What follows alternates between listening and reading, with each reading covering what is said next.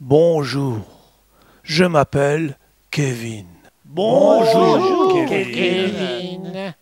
Eh bien voilà, si je suis venu à l'association des sacs dépressifs anonymes, c'est parce que ma vie est devenue un véritable cauchemar. Il faut que tu parles, Kevin. Cela te fera le plus grand bien. Nous t'écoutons.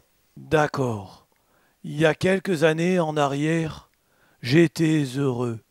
Je servais au transport de toutes sortes d'objets. Le plus chouette, c'était au moment des fêtes de Noël, quand on m'utilisait pour porter les paquets cadeaux. Et puis quoi, Kevin? Et puis un jour, j'ai été abandonné en pleine nature. Emporté par le vent, j'en ai profité pour voler sur les plages et même sur les plus hautes montagnes, jusqu'au jour Kevin.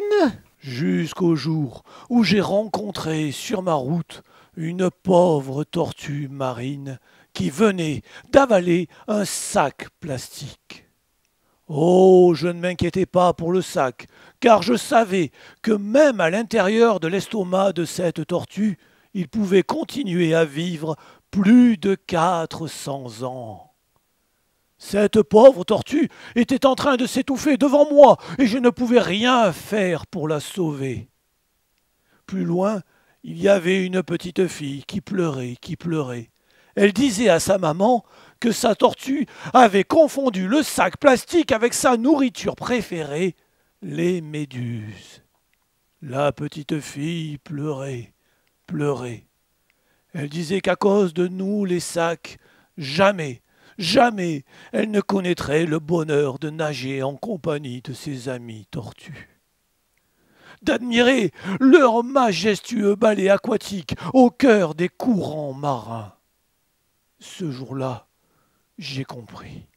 Et tu as compris quoi, Kevin?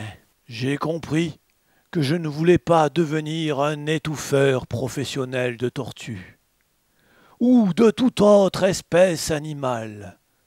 Ne supportant plus cette situation, j'ai commencé à faire n'importe quoi.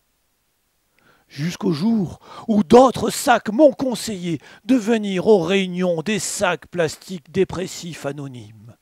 Alors, me voici. Bravo, Kevin. Kevin, il faudrait que tu acceptes d'être recyclé. Recyclé? Vous voulez dire être transformé en autre chose pour continuer à servir? C'est ça.